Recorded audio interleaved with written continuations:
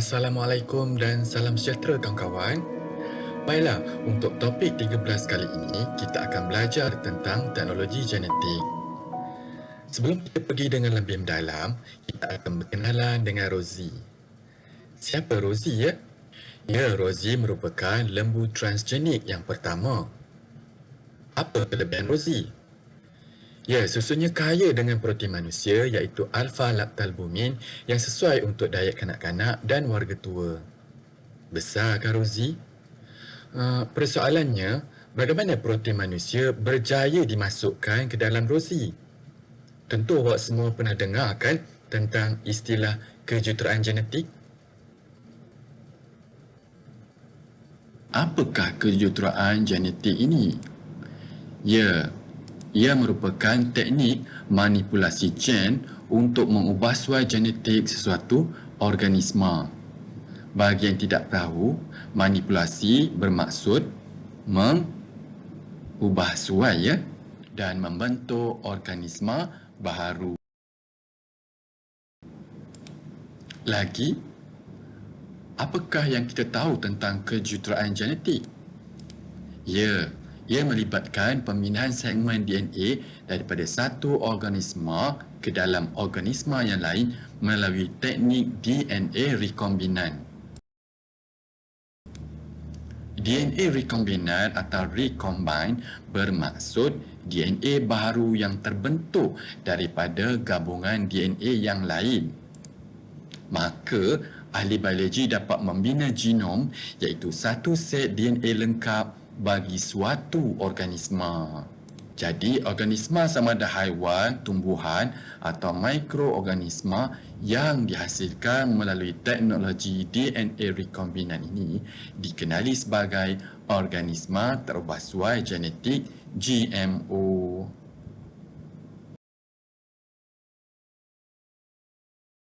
Ya, antara contoh haiwan GMO ialah seperti lembu, nyamuk, ikan, babi dan kambing.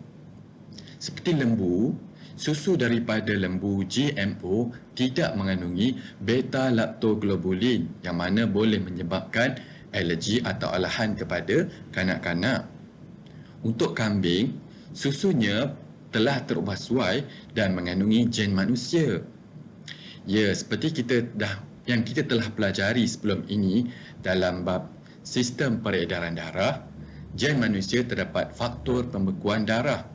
Maka, susu kambing boleh digunakan sebagai ubat untuk pengidap hemofilia bagi menghalang pendarahan yang teruk. Untuk babi, gen yang cenderung untuk babi mengidap penyakit respirasi telah berjaya disingkirkan oleh saintis. Jadi, babi kurang mendapat penyakit respirasi. Dan seperti ikan pula, gen yang memamerkan ciri bercahaya pada obor-obor telah berjaya disisipkan kepada ikan karang dan menjadikannya bercahaya. Hebat kan? Bagi tumbuhan GMO seperti kacang soya, jagung, plum dan canola. Untuk kacang soya, gen kacang soya telah berjaya disisipkan dengan gen bakteria yang tahan terhadap herbisid iaitu racun rumpai. Jagung pula, gen bakteria yang tahan kepada serangga perosak telah disisipkan dalam DNA-nya. Untuk buah plum, gen yang tahan kepada serangan virus diambil dari protein virus tersebut. Maka buah plum kurang mendapat serangan penyakit virus. Dan pokok canola pula, yang mana biasa dibuat margarin, gen untuk minyak berkhasiat berjaya disisipkan daripada pokok bay. Apa kaitan insulin dengan GMO? Ya, dahulu insulin diekstrak daripada pankreas lembu dan babi untuk merawat kencing manis. Mungkin kosnya rendah Dengan teknologi daripada kejuruteraan genetik, insulin boleh dihasilkan daripada bakteria E. coli dengan memanipulasi gennya. Macam mana ya? Dengan kata lain, bakteria E. coli merupakan organisma terubah suai genetik GMO. Ya, bagaimana cara gen insulin dipindahkan ke bakteria? Pada peringkat pertama, gen insulin terdapat di dalam DNA kita. Dan pada masa yang sama juga, plasmid sebahagiannya akan dipotong daripada bakteria. Ia akan digunakan sebagai ejen pengklonan. Apakah plasmid? Ia ialah golongan DNA yang wujud di luar kromosom bakteria. Biasanya mengandungi gen yang tahan terhadap antibiotik. Kemudian gen insulin tadi akan dipotong menggunakan enzim pembatasan. Kita tak belajar tentang enzim pembatasan ni. Pada masa yang sama juga, plasmid yang telah dipotong dan gen insulin akan digabungkan menggunakan enzim ligase. Selepas penggabungan dengan enzim DNA ligase, akan terbentuknya plasmid rekombinan. Ya, plasmid rekombinan ini akan bergabung semula dengan sel bakteria yang masih kosong. Jadi akan membentuk satu bakteria transgenik.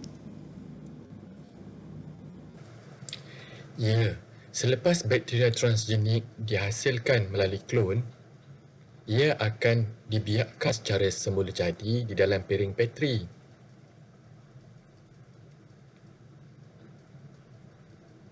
Pembiakannya di dalam piring Petri akan menghasilkan banyak insulin di dalam selnya.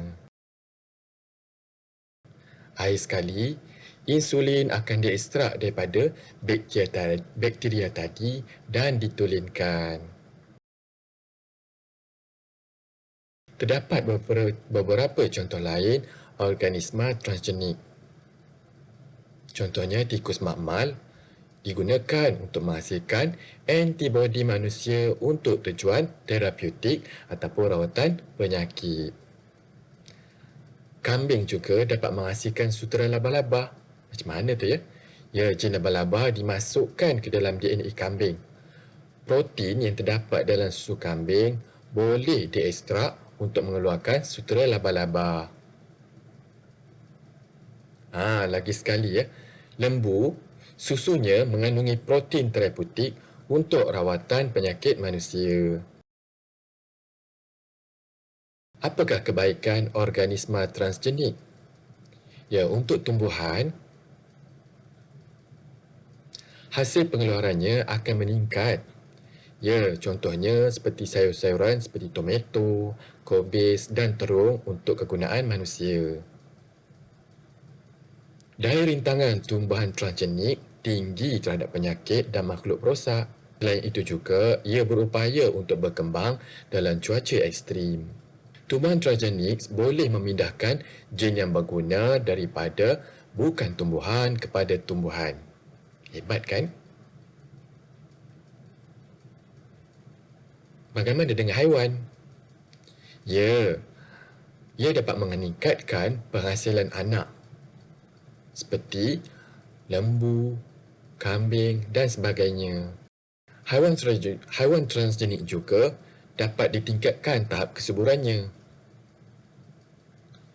Selain itu, dengan adanya haiwan transgenik, ia dapat meningkatkan pemahaman tentang penyakit manusia kerana gen dimasukkan dalam badan haiwan tersebut. Haiwan transgenik juga boleh menentukan tahap keselamatan vaksin sebelum digunakan pada manusia.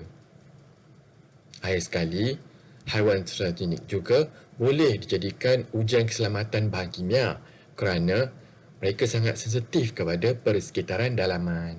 Apakah keburukan organisma transgenik? Ya, untuk tumbuhan, ada beberapa keburukannya. Yang pertama, kos penghasilannya sangat tinggi kerana masa yang lama diperlukan untuk penghasilannya. Selain itu, individu boleh menerima alahan dari protein yang terdapat dalam tumbuhan transgenik seperti jagung. Ya, bagaimana dengan makhluk prosap? Ya, ia akan muncul dengan rintangan yang kuat terhadap penyakit. Tumbuhan transgenik juga dapat meningkat kos penuaian kerana hasilnya bertambah. Dan akhir sekali, gen tumbuhan GMO boleh tersebar kepada spesies liar melalui debunga.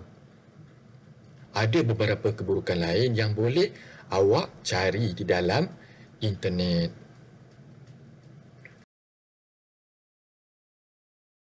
Untuk haiwan pula, apakah keburukannya? Yang pertama, juga kos pengeluarannya sangat tinggi kerana memerlukan masa yang lama. Selain itu, harganya lebih mahal kerana tempoh mendapatkan baka GMO juga lama. Yang sedihnya, banyak haiwan akan digunakan untuk menghasilkan baka GMO kerana banyak eksperimen akan dijalankan. Baiklah, setakat ini saja daripada cikgu. Kita berjumpa lagi di lain masa. Terima kasih semua.